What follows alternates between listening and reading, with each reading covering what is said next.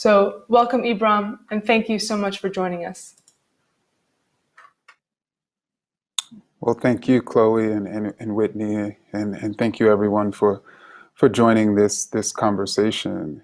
And so a few weeks ago on the same day we learned about the brutal murder of George Floyd, we also learned that a white woman in Central Park who chose not to leash her dog and was told by a black man nearby that she needed to leash her dog, instead decided to threaten this black male, instead decided to call the police and claim that her life was being threatened.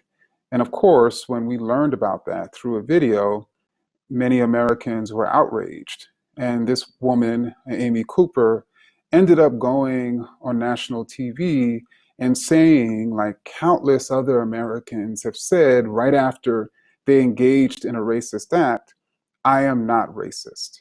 And I say countless Americans because when you really think about the history of Americans expressing racist ideas, supporting racist policies, you're really talking about a history of people who have claimed they're not racist, because everyone claims that they're not racist, whether we're talking about the Amy Coopers of the world, whether we're talking about Donald Trump, who right after he said that majority black Baltimore is a rat and rodent infested mess that no human being would want to live in, and he was challenged as being racist. He said, actually, I'm the least racist person anywhere in the world.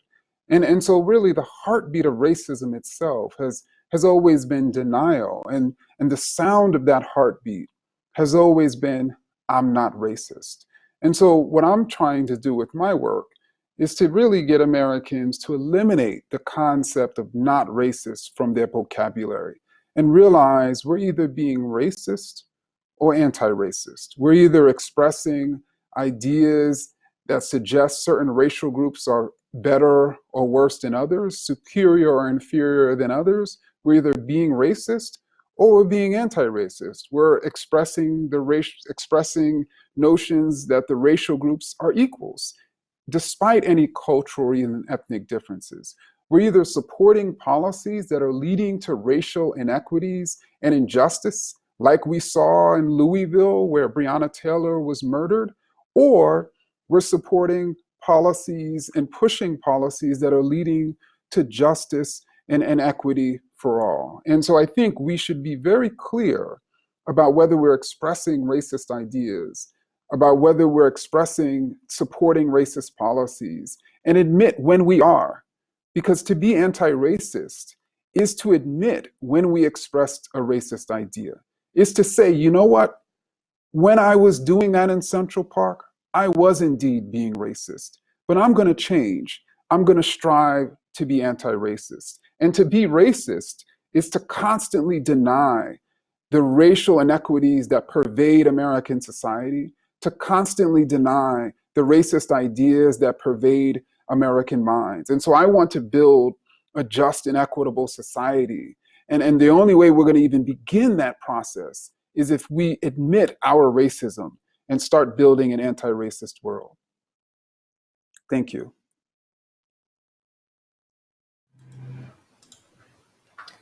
Thank you so much for that. You know, your book, How to Be an Anti-Racist, has become a bestseller in light of what's been happening. And you've been speaking a bit to, you know, the ways in which anti-racism and racism are the only two polar opposite ways to hold a view on racism. I'm curious if you could talk a little bit more about what the basic tenets of anti-racism are for people who aren't as familiar with it in terms of how they can be anti-racist.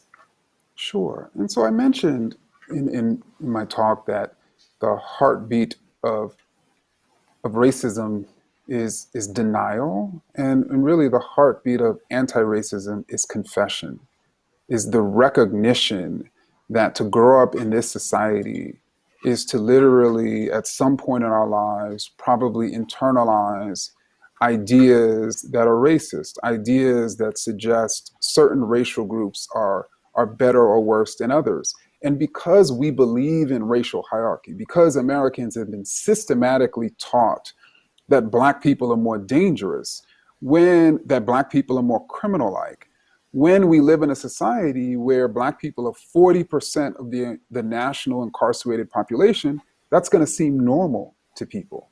When we live in a society, in a city like Minneapolis, where Black people are 20% of the population, but more than 60% of the people being subjected to police shootings, it's going to seem normal.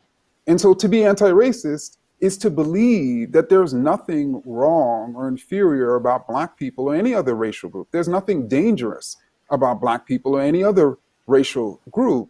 And so when we see these racial disparities all around us, we see them as abnormal. And then we start to figure out, okay, what policies are behind so many Black people being killed by police? What policies are behind so many Latinx people being disproportionately infected with COVID? How can I be a part of the struggle to upend those policies and replace them with more anti-racist policies? And so it sounds like you do make that distinction then between not racist and anti-racist. And I guess, could you talk a little bit more about that and break that down? What is the difference between the two? In the most simplest way, a not racist is a racist who is in denial. And an anti-racist is someone who is willing to admit the times in which they're being racist and who is willing to recognize the inequities and the problems of racial problems of our society, and who is willing to challenge those racial inequities by challenging policy. And so I'm saying this because literally slaveholders, slave traders, imagine that their ideas in our terms were not racist. They would say things like Black people are the cursed descendants of Ham and they're cursed forever into enslavement. I'm not racist. This is God's law. They would say things like, based on science, based on ethnology, based on natural history, Black people by nature are predisposed to slavery and servility. This is nature's law. I'm not racist. I'm actually doing what nature said I'm supposed to be doing. And so this construct of being not racist and denying one's racism goes all the way back to the origins of this country. Yeah. And why do you think it has been so hard for some people now to still accept that neutrality is not enough when it comes to racism? I think because it takes a lot of work to be anti-racist. You have to be very vulnerable, right? You have to be willing to admit that you were wrong. You have to be willing to admit that if you have more, if you're white, for instance, and you have more, it may not be because you are more. You have to admit that, yeah, you've worked hard potentially in your life, but you've also had certain advantages which provided you with opportunities that other people did not have. You have to admit those things. And it's very difficult for people to be publicly and even privately self-critical. I think it's also the case of, and I should have probably led with this, how people define racist. And so people tend to define racist as like a fixed category, as an identity. This is essential to who a person is. If someone becomes a racist. And so therefore, and then they also connect a racist with a bad, evil person. They connect a racist with a Ku Klux Klansman or woman. They're like, I'm not in the Ku Klux Klan. I'm not a bad person. And I've done good things in my life. I've done good things to people of color. And so therefore, I can't be racist. I'm not that. That's not my identity. But that's actually not how we should be defining racist. Racist is a descriptive term. It describes what a person is saying or doing in any given moment. And so when a person in one moment is expressing a racist idea, in that moment, they're being racist when they're saying Black people are lazy. If in the very next moment, they're appreciating the cultures of Native people, they're being anti-racist. And we're going to get to some questions from our community in a moment, but I think when a lot of people hear this idea that you're putting forward, this idea of anti-racism, there's this feeling that this is something that only concerns the white community. And so could you speak a little bit to how the Black community and non-white, other ethnic minorities can participate in and think about this idea of anti-racism? Sure. So if white Americans commonly say, I'm not racist, people of color commonly say, I can't be racist because I'm a person of color. And then some people of color say they can't be racist because they have no power. And so first and foremost, what I've tried to do in my work is to push back against this idea that people of color have no power. There's nothing more disempowering to say or to think as a person of color than to say you have no power. People of color have long utilized the most basic power that every human being has, and that's the power to resist policy, and that's the power to resist racist policies. That's the power to resist a racist society. But if you're a person of color and you believe that people coming here from Honduras and El Salvador are invading this country, you believe that these Latinx immigrants are animals and rapists, then you're certainly not, if you're Black or Asian or Native, going to be a part of the struggle to defend Latinx immigrants, to recognize that Latinx immigrants have much to give to this country as any other group of people. You're going to view these people as, quote, taking away your jobs. And so therefore, you're going to support racist rhetoric. You're going to support racist policies. And even though that is probably going to be harming you, in other words, it's going to be harming, if you're Black, immigrants coming from Haiti and Nigeria. If you're Asian, immigrants coming from India. And so I think it's critically important for even people of color to realize they have the power to resist. And when people of color view other people of color as the problem, they're not going to view racism as the problem. And anyone who is not viewing racism as the problem is not being anti-racist. You touched on this a bit in your beginning talk here, but you've talked about how racism is the reason that Black communities and communities of color are systemically disadvantaged in America, which has led to so many more deaths from COVID-19 in those communities. And yet the media is often placing the blame on people of color for their vulnerability to illness. So I'm curious, in line with that, what is the relationship between anti-racism and the potential for systemic change? I think it's a direct relationship, because when you believe and have consumed racist ideas, you're not going to even believe change is necessary, because you're going to believe that racial inequality is normal, or you're not going to believe change is possible. In other words, you're going to believe that the reason why Black people are being killed by police at such high rates, or the reason why Latinx people are being infected at such high rates, is because there's something wrong with them and nothing can be changed. And so you wouldn't even begin to even see the need for systemic structural change, let alone be a part of the struggle for systemic structural change. And so to be anti-racist, again, is to recognize that there's only two causes of racial inequity. Either there's something wrong with people, or there's something wrong with power and policy.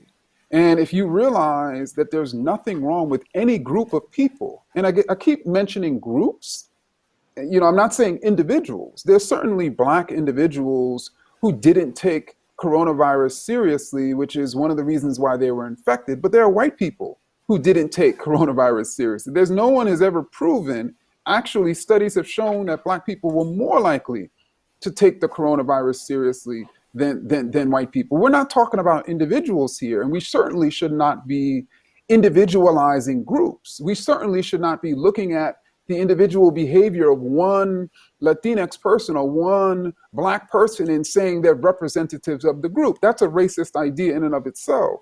And so I'm talking about groups. And if you believe the groups are equals, then the only other alternative, the only other explanation to persisting inequity and injustice is power and policy. And to then spend your time transforming and challenging power and policy is to spend your time being anti-racist.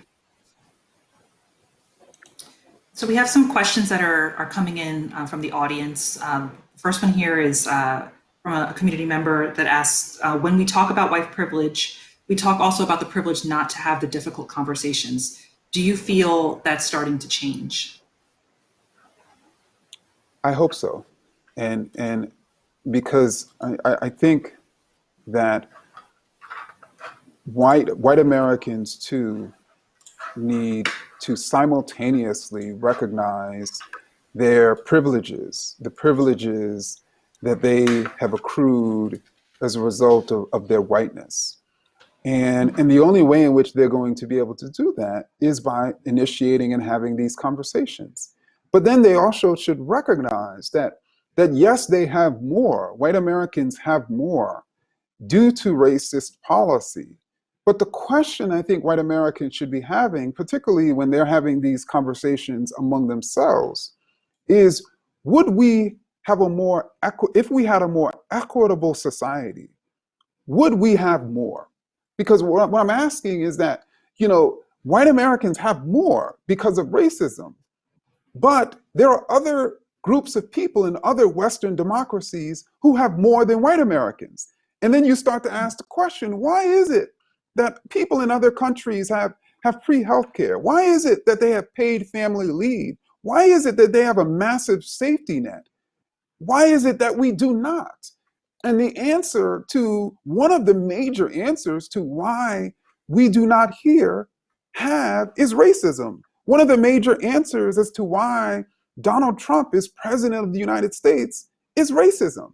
And so I'm not really asking white Americans to be altruistic in order to be anti-racist. We're really asking people to have intelligent self-interest. Those 4 million, I should say 5 million poor whites in 1860, whose poverty was the direct result of the riches of a few thousand white slaveholding families. In order to challenge slavery, we weren't saying, we need you to be altruistic. No, we actually need you to do what's in your self-interest. Those tens of millions of Americans, white Americans who've lost their jobs as a result of this pandemic. We're not asking them to be altruistic. We're asking them to realize that if we had a different type of government with a different set of priorities, then they would be much better off right now. I'm sorry, don't get me started. No, we're grateful to you. Thank you. And in line with that, obviously these protests in this movement have led to some progress, the removal of Confederate monuments, the Minneapolis City Council pledging to dismantle the police department, et cetera. But what do you view as the greatest priority on a policy level as this fight for justice continues? I mean, are there any ways that we could learn from other countries? I don't actually think necessarily there's a singular sort of policy priority. If someone was to force me to answer, I would probably say two, and that is high quality free healthcare for all. And so when I say high quality, I'm not just talking about Medicare for all. I'm talking about a simultaneous scenario in which in rural Southwest Georgia, where the people are predominantly Black, and have some of the highest death rates in the country, those counties in Southwest Georgia from COVID, that they would have access to healthcare as high quality as people do in Atlanta and New York City. And then simultaneously that access, that healthcare would be free. So many Americans not only, of course, are dying this year of COVID, but also of heart disease and cancer, which are the number one killers before COVID of Americans, and they're disproportionately Black. And so I would say that, and then secondarily, I would say reparations. And many Americans claim that they believe in racial equality. They want to bring about racial equality. Many Americans recognize just how critical economic livelihood is for every person in this country, in this economic system. But then many Americans reject or are not supportive of reparations. And so we have a situation in which white Americans are, last I checked, their median wealth is 10 times the median wealth of Black Americans. And according to a recent study, by 2053, between now, I should say, and 2053, white median wealth is projected to grow. And this was before this current recession. And Black median wealth is expected to redline at $0. And that, based on this current recession, that may be pushed up a decade. And so we not only have a racial wealth gap, but we have a racial wealth gap that's growing. And so for those Americans who claim they are committed to racial equality, who also recognize the importance of economic livelihood, and who also know that wealth is inherited, and the majority of wealth is inherited. And when you think of the inheritance, you're thinking of past and the past policies that many Americans consider to be racist, whether it's slavery or even redlining. How would we even begin to close this growing racial wealth gap without a massive program like reparations? Well, sort of connected to this idea of thinking about wealth disparity and wealth inequality in this country, we have a question from community member Dana Pearls. She asks, how do you suggest liberal white organizations effectively address problems of racism within the work environment, particularly in environments where people remain silent in the face of racism or make token statements without looking internally? Sure. And so I would make a few suggestions. One, for several decades now, every workplace has publicly pledged a commitment to diversity. Typically, they have diversity statements. I would basically rip up those diversity statements and write a new statement. And that's a statement committed to anti-racism. And in that statement, you would clearly define what a racist idea is, what an anti-racist idea is, what a racist policy is, and what an anti-racist policy is. And you would state as a workplace that you're committed to having a culture of anti-racist ideas and having a culture, having an institution made up of anti-racist policies. And so then everybody can measure everyone's ideas and the policies of that workplace based on that document. And I think that could begin the process of transformation. I also think it's critically important for workplaces to not only sort of diversify their staff, but diversify their upper administration.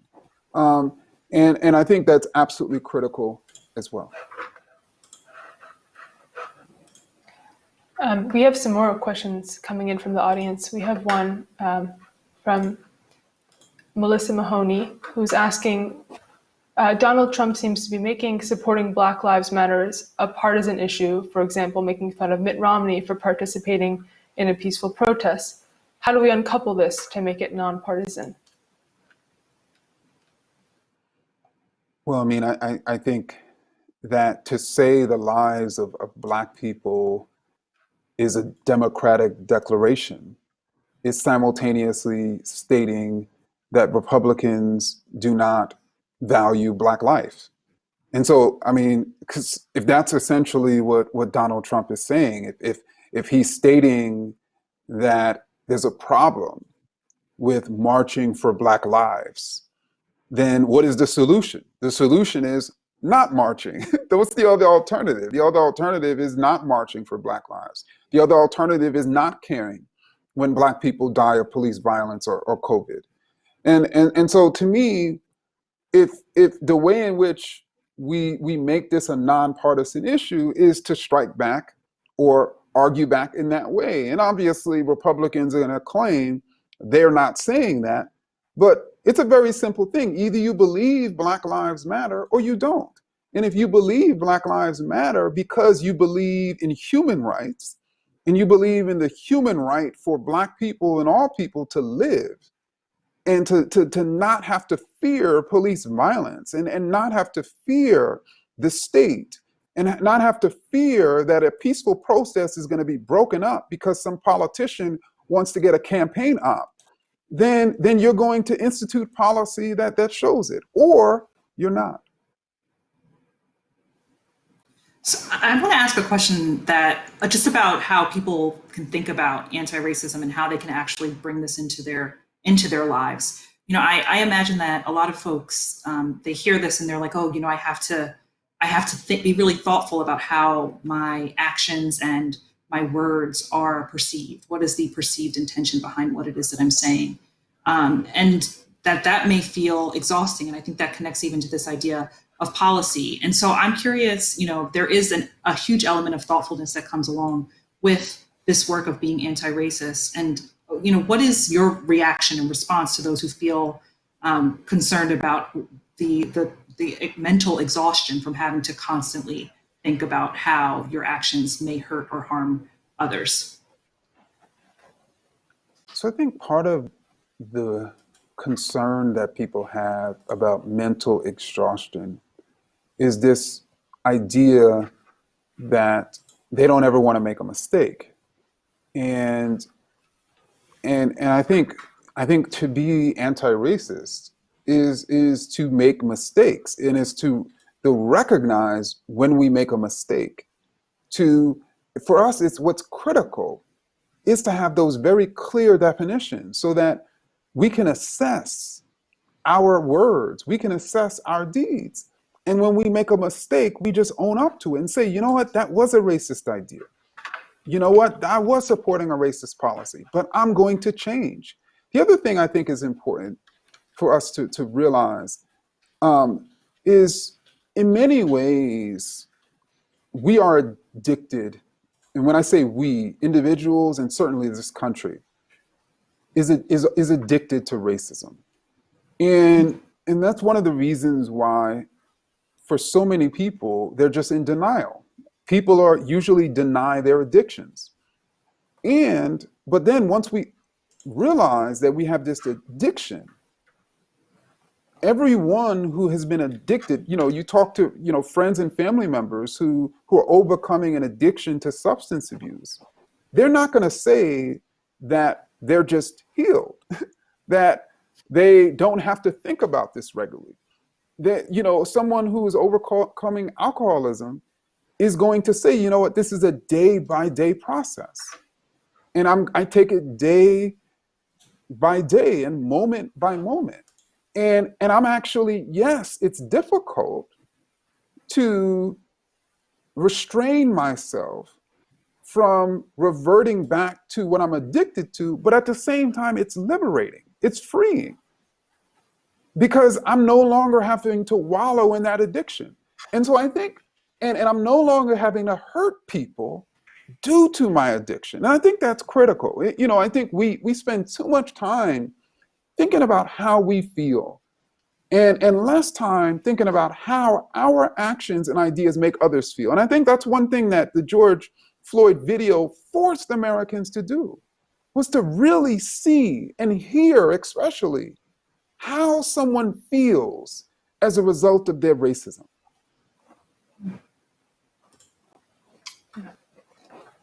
We have another question from the audience. This one is asking about, can you speak to the intersectionality between the work of anti-racism, feminism, and gay rights? How does the work of anti-racism relate and affect the work for these other human rights issues? Sure. So when I define a racist idea as any idea that suggests a racial group is superior or inferior to another racial group in any way. And I use the term racial group as opposed to race because every race is a collection of racialized intersectional groups. And so you have Black women and Black men, and you have Black heterosexuals and Black queer people, just as you have Latinx women and white women and Asian men. And what's critical for us to understand is there hasn't just been racist ideas that have targeted, let's say, Black people. There's been racist ideas that have been developed and have targeted Black women, that have targeted Black lesbians, that have targeted Black transgender women. And oftentimes these racist ideas targeting these intersectional groups are intersecting with other forms of bigotry that is also targeting these groups. To give an example about Black women, one of the oldest racist ideas about Black women was this idea that they're inferior women, or that they're not even women at all, and that they're inferior to white women, who are the pinnacle of womanhood. And that idea has intersected with this sexist idea that suggests that women are weak, that the more weak a person is, a woman is, the more woman she is. And the stronger a woman is, the more masculine she is. These two ideas have intersected to constantly sort of degrade Black women as this idea of the strong Black masculine woman who is inferior to the weak white woman. And so the only way to really understand these constructs of a weak, super feminine white woman and a strong, hyper masculine Black woman is to understand sexist ideas, is to reject sexist ideas. And I'll say very quickly, the same goes for the intersection of racism and homophobia, in which Black queer people have been subjected to this idea that they are more hypersexual, because there's this idea of queer people as being more hypersexual than heterosexuals. And so Black queer people have been tagged as more hypersexual than white queer people and Black heterosexuals. And if you can't really see that and understand that and reject that, if you're not rejecting and understanding and challenging homophobia too. And to this point of challenging, we have another question from Miriam Mohit in our community, who asks, how do you see cancel culture and anti-racism interacting? For example, when someone did something obviously racist in the past and it comes to light. How do we respond to that? Wow. So I think it's very, very complex. I do obviously encourage people to transform themselves, to change, to admit those times in which they were being racist. And so obviously we as a community have to give people that ability to do that. We can't, when someone admits that they were being racist, we can't immediately obviously cancel them.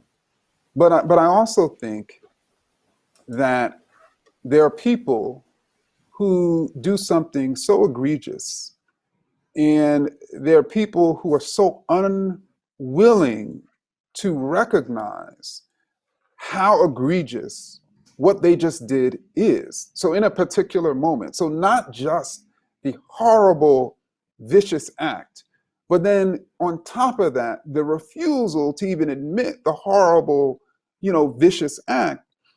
In that case, I could see how people would literally want to cancel them.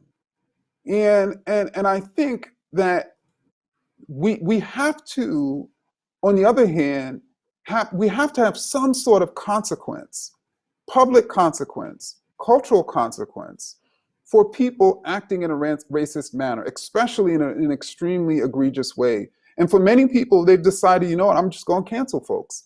And I'm not going to necessarily critique them, but I do think we should try to figure out a way to discern those who are refusing to transform themselves and those who made a mistake and recognized it and truly are committed to transforming themselves.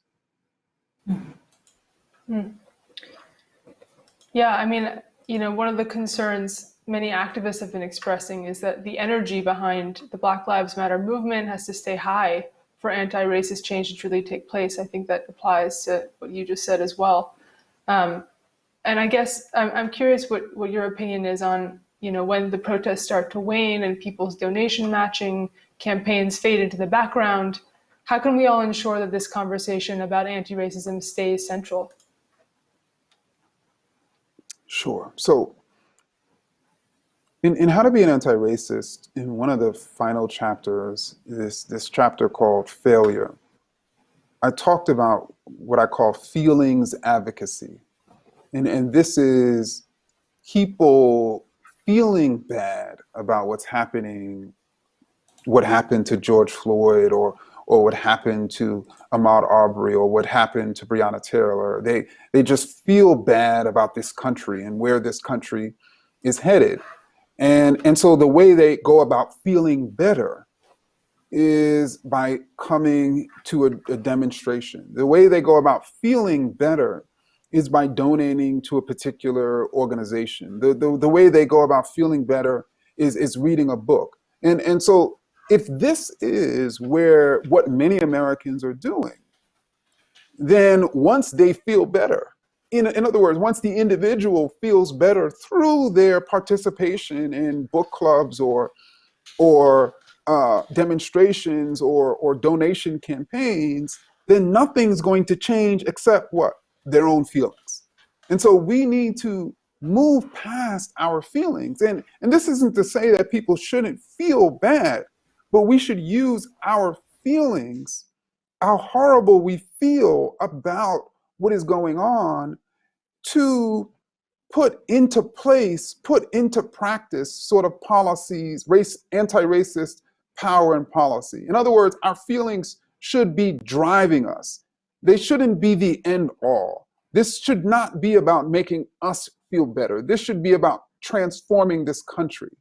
And we need to keep our eyes on transforming this country, because if we don't, then once people feel better after this is all over, then we'll be back to the same situation of being horrified by another video and then feeling bad, and then the cycle will only continue.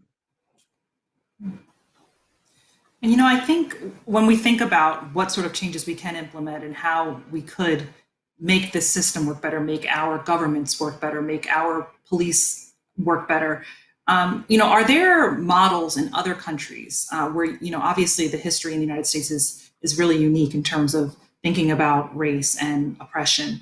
But, when you look to other nations and other cultures, are there models that you look at as examples that we could potentially implement here? There's so many. There are countries in which police officers don't wear weapons.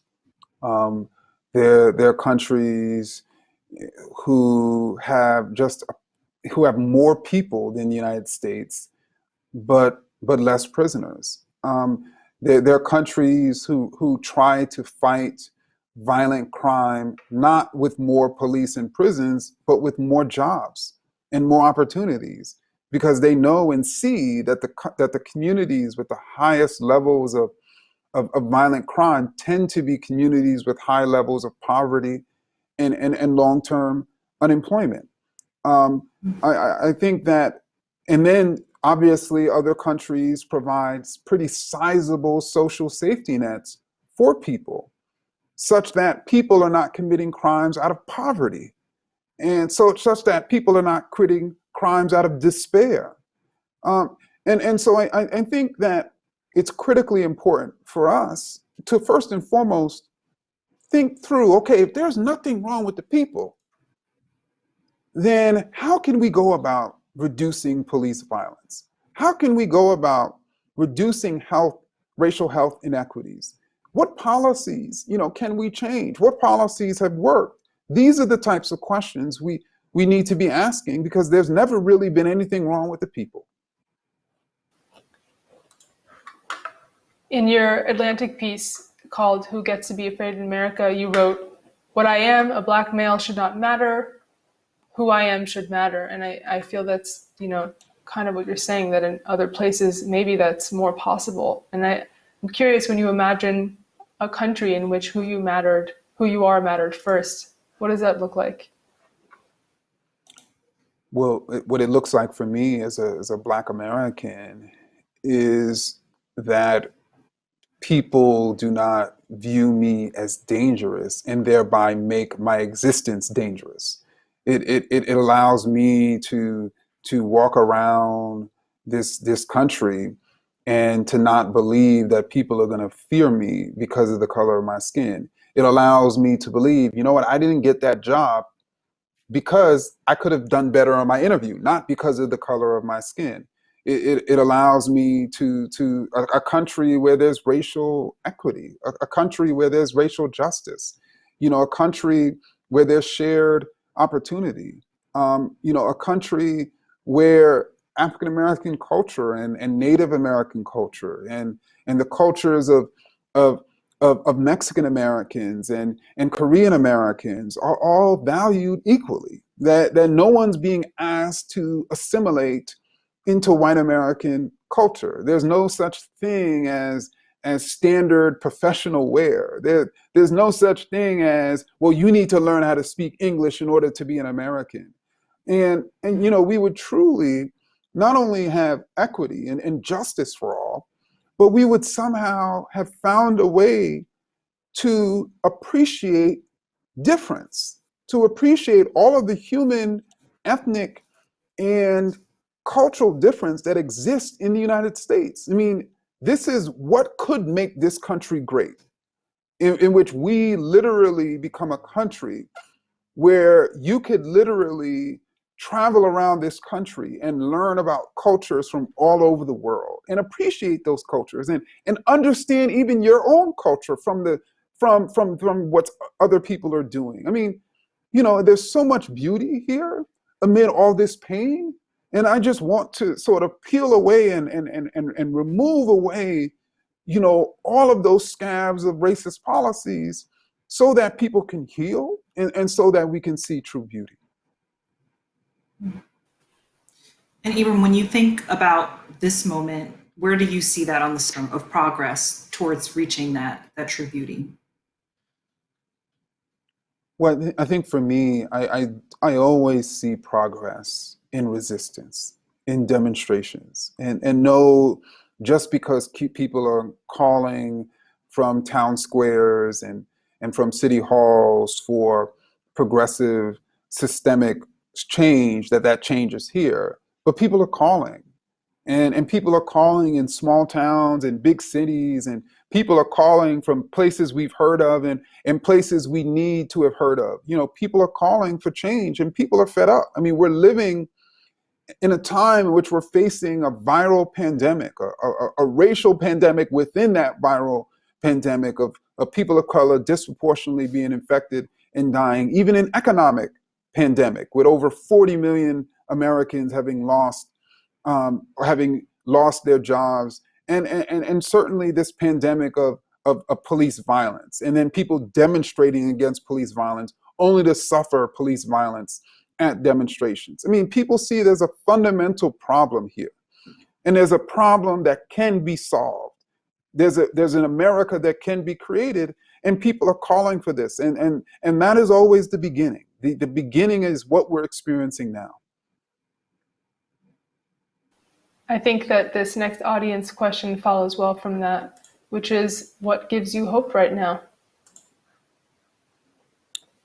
So certainly resistance to racism has always given me hope. And so even if, let's say, 6 months ago, we were not in a time which almost every night, all over this country, people were demonstrating against racism, but I could just look to history when people were resisting. And so resistance always brings me hope, because it is always resistance that and it's, of course, it's stormy, but the rainbow is typically on the other side. But I also receive hope philosophically, because I know that in order to bring about change, we have to believe in change. There's just no way a change maker can be cynical. It's impossible. So I know I have to believe in change in order to bring it about. I mean, and we have another question here, which addresses some of the things you talked about before in terms of the structural change that we need to bring about. From Miriam Mohid, in terms of putting into practice the transformative policies, is then the most important thing to loudly vote the right people into office at every level who can make those structural changes happen? So I think that is part of it. I certainly think we should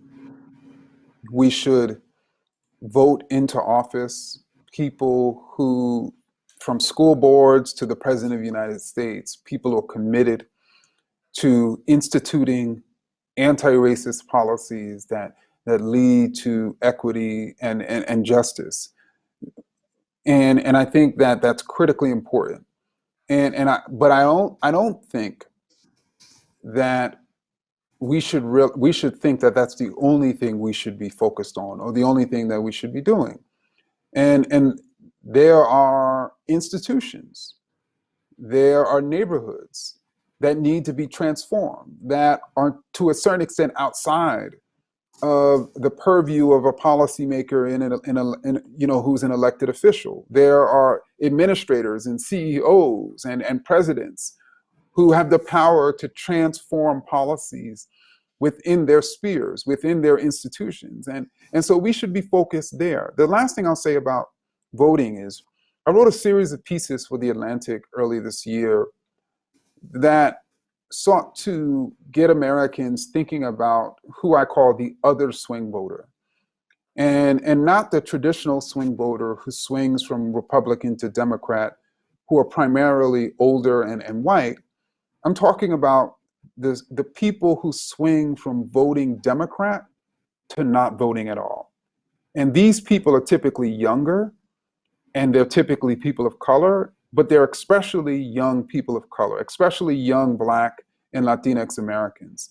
And so we should view these people, these young Black and Latino voters who are trying to decide whether to vote, as swing voters, in the way we view these people who are trying to decide between whether to vote for, let's say, Trump or Biden in the general election. In other words, to view them both as swing voters is to view them both in a way that, okay, we need to persuade these people. They're not political cattle. We're not just going to turn them out.